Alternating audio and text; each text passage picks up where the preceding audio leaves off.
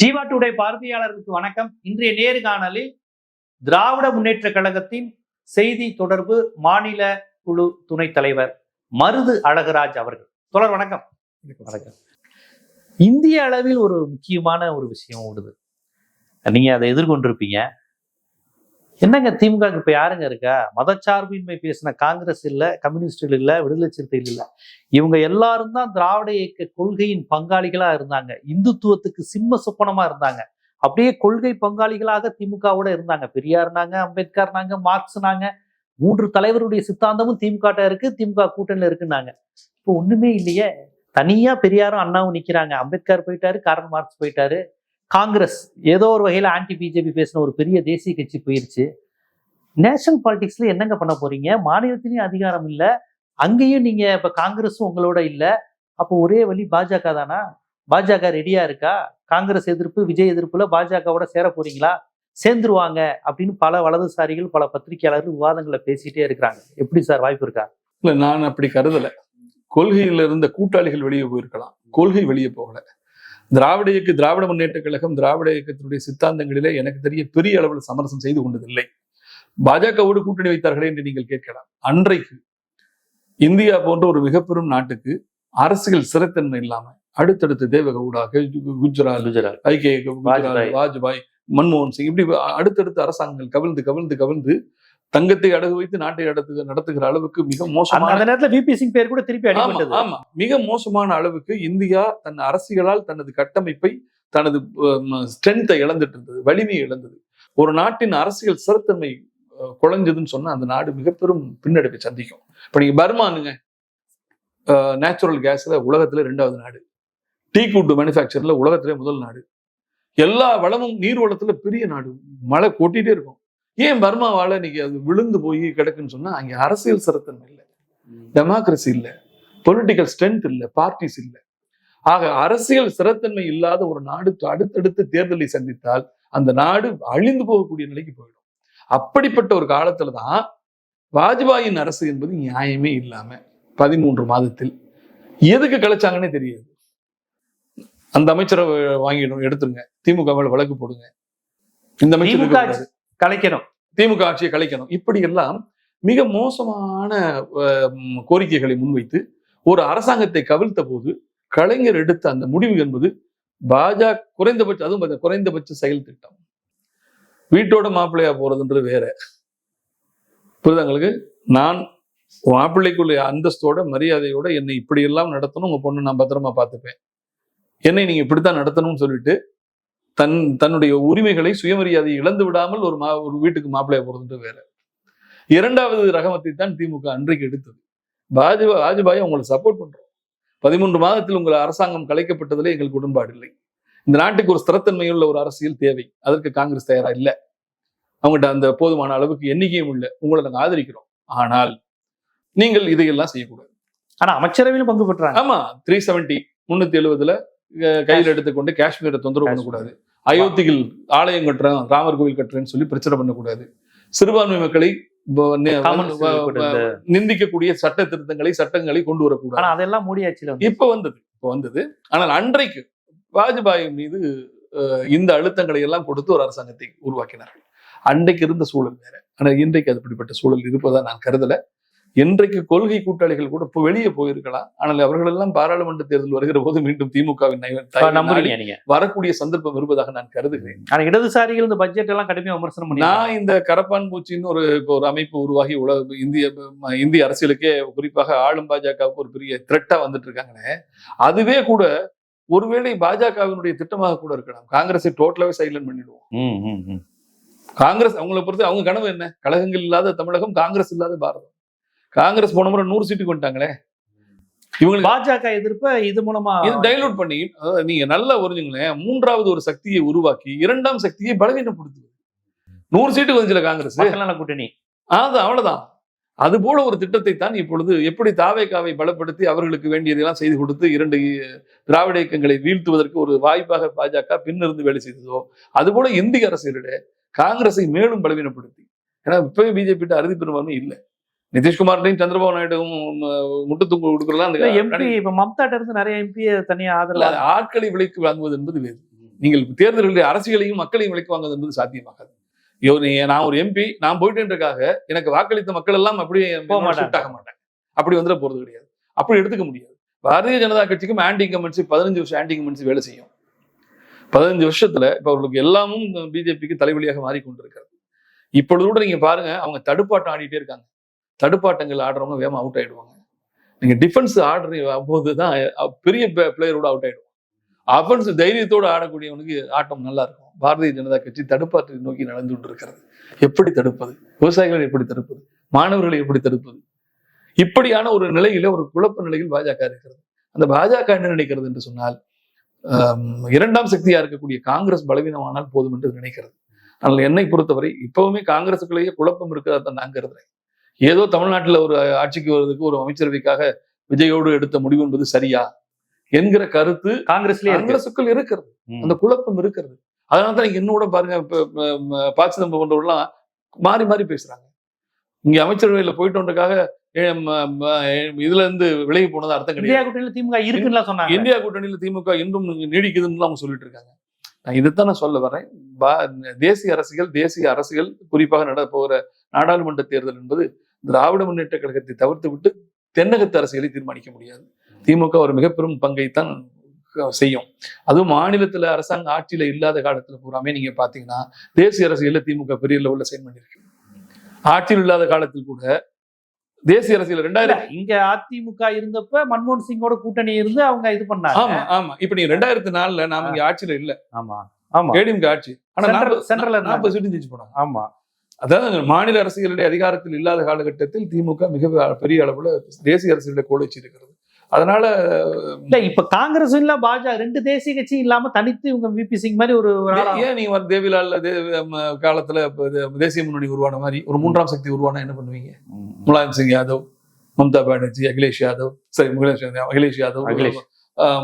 மம்தா தேஜஸ்வி யாதவ், இவங்க எல்லாம் சேர்ந்து ஒரு மூன்றாம் சக்தி ஜார்க்கண்ட் முக்தி மோர்ச்சா, அதற்கு திமுக போன்ற இயக்கங்கள் முன்னெடுத்தால் அது பெரிய பலமா மாறி. விபி சிங்கே திமுக தானே. ஆமா ஆமா. திராவிட முன்னேற்ற கழகம் முன்னெடுத்த மூன்றாம் சக்திகள் எல்லாம் பெருவளவில் வெற்றி பெற்றிருக்காங்க தேசிய அரசியல். ஆமா. அதனால என்ன வேணா நடக்கலாம். ஆக காங்கிரஸ் நாளுக்கு நாள் பலவீனப்பட்டு கொண்டிருக்கிறது. எமர்ஜென்சி சமயத்திலையும் காங்கிரஸ் அல்லாத இதை உருவாக்குனதுல ஆமா திமுகவுக்கு பெரிய பங்கு உண்டு. நான் தான் சொல்றேன், தேசிய அரசியல்ல மாநிலங்களில் ஆட்சியில் இல்லாத காலகட்டத்தில் குறிப்பாக தேசிய அரசியலில் திமுக மிகப்பெரிய மாற்றங்களையும் மிகப்பெரிய அழுத்தங்களையும் மிகப்பெரிய ஆக்கங்களையும் உருவாக்கின இயக்கமாகத்தான் நான் திமுக பார்க்கிறேன். அதனால வரக்கூடிய காலத்தில் அதனாலதான் திமுக இப்ப காங்கிரஸ் ரொம்ப யோசிக்க ஆரம்பிக்கிறாங்க. இன்னொன்னு, காங்கிரஸுக்கு என்ன பயம் வந்துருச்சுன்னா, இந்த அதிமுகவிலிருந்து விஜயபாஸ்கர் சட்டமன்ற உறுப்பினர்கள்லாம் ராஜினாமா செய்து இந்த பனையூர் சந்தை வாரம் சனிக்கிழமை மணிக்கு கூடுது இல்லையா? இப்ப அந்த என்ன இப்ப அவ்வளவு இது இல்லையா? இப்ப என்னது சாட்டர்டே இப்ப அவ்வளவு கூட்டம் வர்றது இல்லையா? அதற்கு காரணம் என்னன்னா, போனவர்களுக்கு எல்லாம் உத்தரவாதம் உண்டோ இல்லையோ என்கிற பயம் வந்து இடையில கடம்பூர் ராஜு நிறைய பேர் முனக ஆரம்பித்திருக்கிறார்கள். அது ஒரு நான் கூட ஒண்ணு எழுதுனேன், பாதுகாப்பானது என்று பலரும் சென்று ஏறினார்கள், மொத்தமாகி மொழியது படகு. ஒரு கட்சியில ரொம்ப பேர் சொல்லி சேர்றதும் தப்பு. நீங்க ஒரு படகுல அந்த படகுன்னு தாங்கும் சக்தி அளவுக்கு தான் போய் ஏறணும். கொள்ளளவு சக்திக்கு அதிகமா போய் நீ ஏறினீங்கன்னா ஒண்ணு உள்ள இருக்கவன் திட்டுவான், இல்ல உள்ள இருக்கவன் வெளியே குதிப்பான். உண்டா இல்லையா?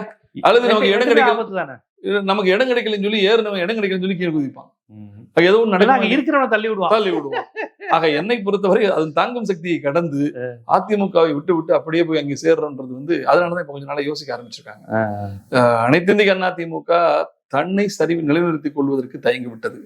எடப்பாடியினுடைய அரசியல் பிழைகள் தமிழக வெற்றி கழகத்திற்கு கூடுதல் வாய்ப்பை கொடுத்திருக்கிறது. நீங்க நல்லா புரிஞ்சுக்கணும் சகோதரர், அண்ணா திமுக இவ்வளவு பலவீனப்பட்டு திமுகவினுடைய ஆன்டி இன்கம்பன்சியில ஆதாயப்பட்டு பாரதிய ஜனதா கட்சி பின்னிருந்து கொடுத்த உத்வேகம், உதவி, இவை அனைத்தும் சேர்ந்தே 108 தான் கிடைச்சிருக்கு. ஆமா ஆமா 108 தான் கிடைச்சிருக்கு. ஆனால் இந்த சூழல் சாதகங்கள் அனைத்தும் எதிர்காலத்தில் நீடிக்குமான்னு கிடையாது, சொல்ல முடியாது. அது கொஞ்சம் கொஞ்சமாக ஓட்டு போட்டோனும் தப்பு நிட்டோம்னு யோசிக்கிறான். இல்ல இப்ப நீங்க கம்யூனிஸ்டும் விடுதலை சிறுத்தைகளும் திருப்பி வந்துருவாங்கிறீங்க. 100% நான் நம்புறேன். அவர்கள் அங்கே கம்ஃபர்ட்டா இருக்கிற மாதிரி தோணல. ஒருவேளை அமைச்சர்கள் வரமாட்டேன்னு சொல்லலாம். வைரமுத்து எழுதின கவிதை போல, நாங்கள் மனிதர்களை மந்திரிகளாக்குறோம், ஆனால் மந்திரிகளை மீண்டும் மனிதர்களாக்க முடியவில்லை. ஒருவேளை வன்னி அரசு போன்றவர்களுக்கெல்லாம் அந்த அதிகார சுகம் நம்ம இங்கே இருக்கலாம்னு கூட நினைக்கலாம். புரிதாங்களுக்கு நான் வரமாட்டேன்னு சொல்லலாம். ஆனால் என்னை பொறுத்தவரை நீண்ட தூரத்தில் விடுதலை சிறுத்தைகளுடைய எதிர்காலம் நீடிக்க வேண்டும் என்று சொன்னால் அதனுடைய ஸ்திரத்தன்மை இருக்கணும்னு சொன்னா அவர்கள் எவ்வளவுக்கு வேகமா தமிழக வெற்றி கழகத்திலிருந்து வெளியே வந்தா தான் அது விடுதலை சிறுத்தைகள் இயக்கத்திற்கும் அந்த தலைவருக்கும் பாதுகாப்பாக இருக்கும். காங்கிரஸ் வருமா? காங்கிரஸ்ல என்ன சார் இருக்கு? காங்கிரஸை பொறுத்தவரை காங்கிரஸ்ன்ற ஒரு எம்பளத்தை தவிர அடிமட்டத்தில் ஒன்றுமே இல்லாத கட்சி. அது அவர்களை பொறுத்தவரை ஓடக்கூடிய வண்டியில் ஏறிக்கொண்டு ஆதாயம் பெறுவார்கள். அதற்கு ஒன்னே நாங்க 50 வருஷம் நாட்டை ஆண்டோம்னு சொல்லுவாங்க. அந்த தமிழ்நாட்டை பொறுத்தவரை காங்கிரஸுக்கு என்று ஒரு பெரிய அடித்தளமோ அதெல்லாம் கிடையாது. இந்த தேர்தலில் கூட திராவிட முன்னேற்ற கழகம் இவ்வளவு சீட்டை கொடுக்காம திமுகவே நின்றிருந்தால் இன்னைக்கு அறுதி பெரும்பான்மைக்கு அருகில் வந்திருப்பார். ஆட்சியின் முடிவுகளே மாறி போயிருக்கு. இவ்வளவு சீட்டு கொடுத்து அதனால காங்கிரஸ் ரொம்ப கருத வேண்டியது இல்லை. எனக்கு தெரிய இந்திய அரசியலிலே ஒரு மூன்றாம் சக்தி ஒன்று முன்னுக்கு வருவதற்கான வாய்ப்புகள் தேசிய அளவு நிச்சயமா காங்கிரஸே இல்லாமல் கூட பல இயக்கங்கள் கொண்டு வருவதற்கு வாய்ப்பு இருக்கிறது. அது மாநில கட்சி எல்லாம் சேர்ந்து வரும் நினைக்கிறீங்க? அது திமுகவே முன்னெடுக்கணும், உறுதியா இருக்கும், நிச்சயமா வாய்ப்பு இருக்கும். ஆனால் காங்கிரசினுடைய துரோகத்தை அவ்வளவு சாதாரணமாக திமுக மன்னித்து விடாது என்று நான் கருதுகிறேன். இப்ப பாஜகவோட காங்கிரஸ் மீதும் ஒரு கோபம் இருக்கு. என்னங்க, தேர்தலுக்கு முன்பே திமுக கூட்டணியை பலவீனப்படுத்தினார்கள். கூட்டணியை காலம் தாழ்த்தி திமுக பலவீனமாக இருக்கிறது என்ற தோற்றத்தை உருவாக்கினார்கள். இங்கிருந்து கொண்டே தாவேகா வெற்றி பெற வேண்டும் என்று ஆசைப்பட்டார்கள். எனக்கு தெரிய காங்கிரசினுடைய வேட்பாளர்கள் இந்த கூட்டணிகள் திமுக கூட்டணிகள் என்ற காங்கிரஸ் வேட்பாளர்களே திமுக ஓட்டு போட்டாங்கன்னு தெரியாது. அதனால என்னை பொறுத்தவரை காங்கிரஸ் மீதான கோபம் இணக்கமாக மாறுவதற்கு வாய்ப்பு குறைவாக கருதுகிறேன். இன்னொன்னு, இந்திய அரசியலே நீங்க டெல்லியில் நடக்கக்கூடிய இந்த போராட்டங்கள்லாம் எடுத்து பாருங்க. அதுல காங்கிரசின் பங்கு என்ன? காக்ரோச் இதுல ராகுல் காந்தி போய் மூக்கெல்லாம் உடைச்சு விட்டாங்க. போனாரு, மூக்கோடை விட்டு அவருக்கு ஆதரவா எங்கேனும் மாணிக் தாக்கூர் சொன்னாரு, காங்கிரஸ்காரனை தொட்டா அப்படின்னாரு. மூக்கை உடைச்சிட்டாங்க. அமைதியா தமிழ்நாட்டுல ஒண்ணுமே காணுமே, தொடலையில சும்மா உடைச்சுதானே ஒண்ணுமே காணுமே. அப்போ நீங்க யோசிச்சு பாருங்க, இவ்வளவு காலம் வரை காங்கிரசுக்கான ஒளி என்பது, காங்கிரசுக்கான போக்கஸ் என்பது திமுக கொடுத்த இனம். காங்கிரஸ் செல்வாக்குல சிவங்க அப்படிலாம் ஒண்ணு இல்லைங்க, அப்படிலாம் ஒண்ணுமே கிடையாது. அந்த கொறடாவெல்லாம் இருந்தாரு. நீங்க திமுகவோ அதிமுகவோ இந்த இரண்டு இயக்கங்களுடைய இல்லைன்னா கிடையாது. இல்லைன்னா சிவகங்கை மாவட்டம் சொல்லுவாங்க காங்கிரஸ் கொஞ்சம் ஒரு காலத்தில் காங்கிரஸ் நத்தம் ஆண்டியம்பலம் ஜெயிப்பாரு, திருவாடனையில ராமசாமி ஜெயிப்பாரு, அவரு ராமசாமி. இதெல்லாம் சொல்லப்பட்டது ஒரு காலத்தில். அவருடைய பையனும் திருவாடனை. இவையெல்லாம் பழம்பெருமைகள் ஆகிவிட்டன. காங்கிரஸ்க்கு என்று ஒரு தனித்துவம் இருப்பதாக நான் கருது. பாசதமுறம் இருக்கிறாரு. பாசதமுறம் தனிச்சு நின்று அவர் என்ன 1 லட்சம் ஓட்டு வாங்க முடியாம நிலை வந்தது இல்ல. தமிழக ஜனநாயக பேரவை ஆரம்பிச்சாரு. ஆமா, அவரு கூட்டணி. ஆமா, இல்ல வள்ளல் பெருமாள் ஜெயிச்சாரு. ஒரு முறை தனிச்சு நின்னாங்களே, ஒரு முறை தனிச்சு நின்னு. அப்படியா? ஆமா, அப்பதான் சோசரநாச்சியப்பன் ஜெயிச்சாரு. சோசரநாச்சியப்பன் இவருக்கு ஆப்போசிட்ல பாசதமுறம். ஆமா, அவர் ஜெயிச்சாரு. அப்போ இவங்க ஜனநாயக பேரவையின் சார்பா நின்று தனிச்சு நின்னாங்க. 3ஆம் இடமா ஒரு லட்சம் ஓட்டு. ஆனா திமுக அலைன்ஸ் வச்சு வள்ளல் பெருமாள் ரங்கநாதனா 2 பேரும். ஆமா ஆமா ஆமா. அது காங்கிரஸ் என்பது தன்னை கொஞ்சம் கொஞ்சமா, இன்னொன்னு ஒரு ரிலையன்ஸ் பொலிட்டிக்கல் பார்ட்னர் என்ற அந்த அந்தஸ்தை தமிழ்நாட்டில் அவங்க இழந்து விட்டார்கள். நீங்க 4 முறை தோத்தீங்க, ஆனா திமுக உங்களை கைவிடல. திமுக ஒரு முறை தோத்துருக்கு, விட்டு ஓடிட்டீங்களே. திமுக கூட்டணியில் தாவேகாவையும் எதிர்த்து போட்டிட்டு விட்டு ஆட்சிக்கு வந்து விட்டார்கள் என்ற ஒரே காரணத்தால் அங்கே செல்வது என்பது அது எப்படி சரியா இருக்கும்? நாளைக்கு இதே நிகழ்வு காங்கிரசின் கூட்டணியில சீட்டு வாங்கிட்டு அவர்கள் பாஜகவுக்கு போயிட்டாங்கன்னு சொன்னா அதை ராகுல் காந்தி ஆதரிப்பாரா? பிரவீன் சக்கரவர்த்தி சப்போர்ட் பண்ணுவாரா? மாணிக் தாக்கூர் பாராட்டுவாரா? பாசிதமுறை நியாயப்படுத்துவாரா? எனக்கு கேட்கிற அரசியல் ஒரு எத்திக்ஸ்னு ஒண்ணு இருக்குல்ல, ஒரே ஒரு அமைச்சரவை. அப்ப நீங்க என்ன பண்ணிருக்கோம்னா, அதிகாரத்தில் பங்கு தருவதாக தாவேகா சொல்கிறது. நாங்கள் அங்கே போகிறோம், தேர்தலுக்கு முன்பே போயிருக்கணும்ல, உறவாடி கொள்ளக்கூடாதுல்ல. திமுகவை பலவீனப்படுத்தியதே இந்த காங்கிரஸ் போன்ற இயக்கங்கள் தான். இவர்களுக்கு அதிக சீட்டு கொடுத்தது, அவர்களுக்காக திமுக வேலை பார்த்து. எப்பவுமே திமுகவுக்கு பலமா இருக்கிறது கூட்டணிகள் தான். ஆனா இந்த தேர்தலில் திமுகவுக்கு கூட்டணிகள் பலவீனப்படுத்தும் சக்திகளாக மாறினார்கள். அது என்ன காரணம்னா, நீண்ட காலமாக உங்களை நாங்க அழைச்சிட்டே போயிட்டு இருக்கேன், நீங்க என்ன நினைச்சீங்கன்னா என்ன வச்சுதான் நீன்ற நினைப்பு வந்துருச்சு. அந்த நினைப்பு தப்பு, அது காலத்தால் உறுதி செய்யப்படும். டீலிமிட்டேஷன் இதுலாம் பாஜகவுக்கு திமுக சாதகமாயிரும் தானே காங்கிரஸ் எல்லாருமே குற்றச்சாட்டு வைக்கிறாங்க திமுக மீது. இல்ல, இப்ப என்னை பொறுத்தவரையும் நான் திராவிட முன்னேற்ற கழகத்தினுடைய கொள்கைகளில் நான் ஐயப்படலை. அவங்க உறுதியைத்தான் நின்றுருக்காங்க இதுவரையும்.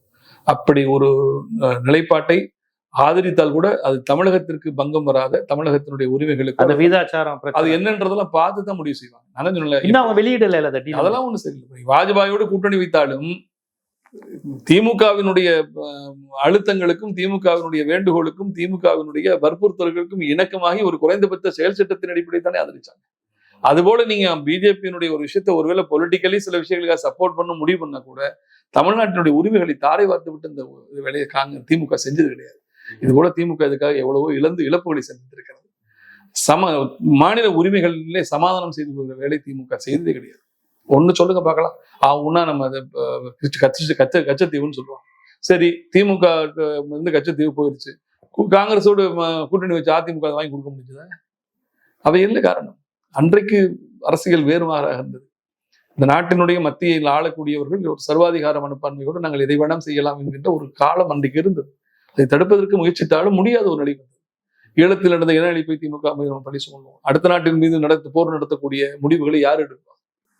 இல்ல, அப்ப குறைந்தபட்சம் காங்கிரஸ் அமைச்சரவையில தான் வெளியேறி இருக்கணும்னு எதிர்பார்த்தாங்க. இல்ல, நான் என்ன கேட்கிறேன்னா, உள்ளிருந்தும் தடுப்பதற்கு கடுமையாக போராடினார்கள். ஒருவேளை இந்த தாவேகா மாதிரி அதிமுக மாதிரி ஒருத்தர் இருந்தா என்ன இருக்கும் சொல்லுங்க பார்க்கலாம். இன்னைக்கு பாஜகவிடம் அதிமுக அடிமைப்பட்டிருப்பது போல, பாஜக என்ற சொல்லையே உச்சரிப்பதற்கு கூட அச்சப்படுகிற தாவேகா போன்ற ஒரு கட்சி இருந்தா என்ன நடந்திருக்கும்? குறைந்தபட்சம் இவர்கள் வந்து போராடி அதை தடுப்பதற்கு சமாதானப்படுத்துவதற்காக முயற்சித்தார்களா இல்லையா? திராவிட முன்னேற்ற கழகம் எடுத்த முயற்சியை கூட மற்ற கட்சிகள் செய்திருக்க முடியாது. அது வெளியிருந்து பார்க்கிற அரசியலா குற்றம் சுமத்தலாம். மனசாட்சியோடு கண்கொண்டு பார்த்தால் திமுக மிக கடுமையாக போராடி பழிகளை சுமந்திருக்கிறது. அப்படிதான் நான் சொல்லுவேன். இப்ப இந்த தாவேகா கிறிஸ்தவருடைய ஓட்டை வாங்கியிருக்கு. அந்த பாஜக கொண்டு வருகிற அந்த NGO தடுப்புக்கு லயோலா காலேஜ், டான் போஸ்கோக்கெல்லாம் பாதிப்புங்கிறாங்க. அதுக்கு கூட முதலமைச்சர் குரல் கொடுக்க மாட்டாரா? இல்ல, என்ன அதாவது தவறான ஒருவர் மீது வைத்து விட்ட நம்பிக்கை, கிறிஸ்தவருடைய வாக்கு தானே தவறான ஒருவர் மீது வைத்து விட்ட நம்பிக்கை பொய்த்து விட்டது என்பதை தேவாலயங்களும் உணர்ந்து கொள்ளும். தேவாலயங்களுக்கு எப்பொழுதும் அறிவாலயம் தான் சாதகமாக இருக்கும், உறுதியான நிலைப்பாட்டோடு இருக்கும். உரிமைகளை விட்டுக் கொடுக்காத ஒரு பாதுகாப்பை அறிவாலயம் தான் கொடுக்கும் என்பதை தேவாலயங்கள் புரிந்து கொள்வார்கள். அப்படி ஒரு வாக்கு அளித்திருந்தார், அந்த எண்ணத்துல ஓட்டு போட்டிருந்தார். ஒரு பொதுவா திராவிட இயக்கம் வைக்கிற விமர்சனத்தை மட்டும் வைக்கிறேன். தலித்துகளுக்கு இவங்க இத்தனை அமைச்சர் கொடுத்துருக்காங்களா? இஸ்லாமியர்களுக்கு இத்தனை அமைச்சர் கொடுத்துருக்காங்களா? இதை 2 திராவிட கட்சியும் கொடுக்கலையே, இதை இவர் கொடுத்திருக்காரு. இதுதான் தாவேகாவை பத்தி அவங்க சொல்லிக்கிற விஷயம். நீங்க கொடுக்கவே இல்லையேங்க, தலித் மக்களுக்கு 6 அமைச்சர் கொடுத்துட்டாருங்க, முஸ்லீம்களுக்கு கொடுக்கவே இல்லையேங்க, அவங்கள மட்டும் ஓட் பேங்கா பயன்படுத்திறீங்களேங்க. ஆனா விஜய் பாருங்க, வந்த உடனே எல்லோருக்கும் அள்ளி அள்ளி கொடுத்துருக்காரு அப்படிங்கிற அந்த ஒரு விஷயத்தை வைக்கிறாங்களே, எப்படி பாக்குறது? இல்ல, நான் என்னை பொறுத்தவரை எண்ணிக்கையின் அடிப்படையில் ஒரு சமூகத்தை ஒரு கட்சி தாங்கி பிடித்தால் அதுதான் சரி என்று நான் நம்ப மாட்டேன். எத்தனை பேருக்கு கொடுத்துருக்காங்க முக்கியம் இல்லை. அந்த சமூகத்தினுடைய வளர்ச்சிக்கு, அந்த சமூகத்தினுடைய மலர்ச்சிக்கு, அந்த சமூகத்துக்கு எவையை பின்னிருந்து அந்த சமூகத்தினுடைய உரிமைகளை மீட்டுக் கொடுத்ததில் ஒரு இயக்கத்தின் பங்கு என்ன என்பதைத்தான் பார்க்கணும்.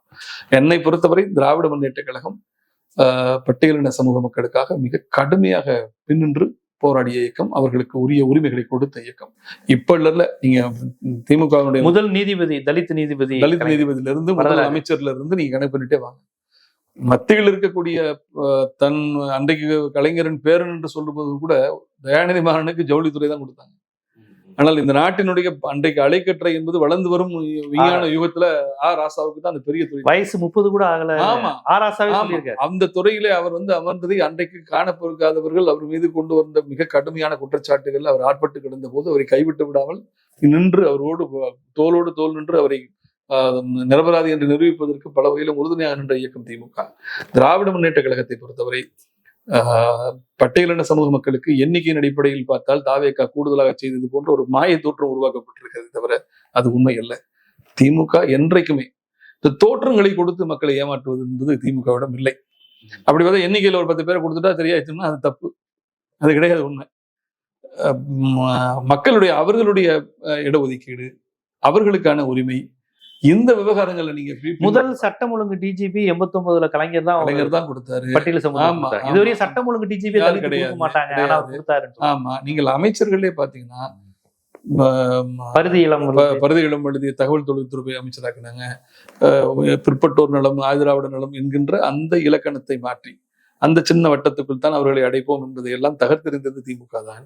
மத்தியிலே மிகப்பெரிய அதிகாரங்களை கொடுத்து பெரிய மகுடங்களிலே அமர வைத்ததும் திமுக தான். உள்ஒதுக்கீடுல ஆதியாந்திரத்திலிருந்து வந்த அருந்ததிய மக்களுக்கெல்லாம் மிகப்பெரிய வாய்ப்புகளை கொடுத்து 3 விழுக்காடு கொடுத்தும் திமுக. இதுல போட்டி சமூகங்களுக்கு கோபம் வேற, அதுல நிறைய பேர் வருத்தப்பட்டாங்க. திமுக அதனால் பாதிப்புகளையும் எதிர்கொண்டது.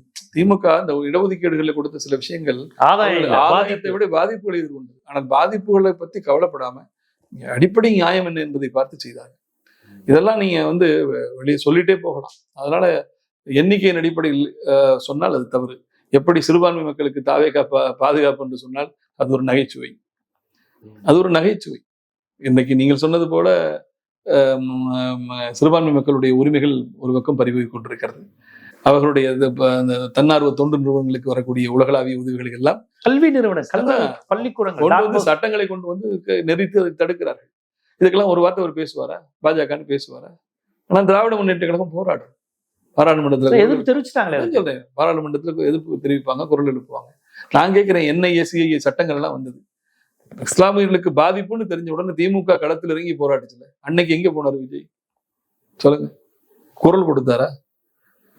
ஈழத்தமிழர் விவகாரத்துல கொண்ட இது சொன்ன மாதிரிதான், விஜய் ரசிகர் மன்றத்தின் சார்பா 500 ரூபாய் நிதி உதவி செய்து, ஆமா, முடிந்து போனது அவர்களுடைய ஆதரவு. ஆனால் அன்றைக்கு இதே ஈழத்தமிழர் விவகாரத்துக்காக தன் ஆட்சியை பறிகொடுத்த இயக்கம் திமுக. இந்தியாவின் ராணுவ ரகசியங்களை இலங்கைக்கு கசிய விடுகிறார் என்ற குற்றச்சாட்டு கலைஞர் மீது சுமத்தப்பட்டு தேச விரோத குற்றச்சாட்டை சுமத்தி ஆட்சிக்கு விடுத்தாங்க. வைகோ கள்ளத்தொண்டில போயிட்டாரு. ஆமா, நீங்க நல்லா எடுத்து பாருங்க சார். பழிபாவங்களை சுமந்து கொண்டு எளிய மக்களுக்கும் ஒடுக்கப்பட்ட மக்களுக்கும் சிறுபான்மை சமூகத்திற்கும் உலகளாவிய தொப்புள் குடி உறவுகளான ஏழு தமிழர்களுக்கும் அரணாக நின்று போராடி தன் அதிகாரங்களை இழந்த இயக்கம் திமுக. இவங்க எதிர இருக்கவங்களை பூரா எடுத்து பாருங்க சார். என்ன பண்ணாங்க? ஈழத்தமிழ் விவகாரத்துல விஜயின் பங்கு என்ன? பட்டியலின சமூகத்திற்கு ஏற்பட்ட பாதிப்புகளிலே கடந்த காலத்தில் விஜயனுடைய பங்கு என்ன? திரு சீமான் அவர்கள் சொன்னது போல சிறுபான்மை இவர் சொல்றாரு, நடிகராக இருக்கிற போது ஜோசப், நடிகராக இருக்கிற போது விஜய், தளபதி அரசியலுக்கு வந்த பிறகு தானே ஜோசப் விஜய்னார்.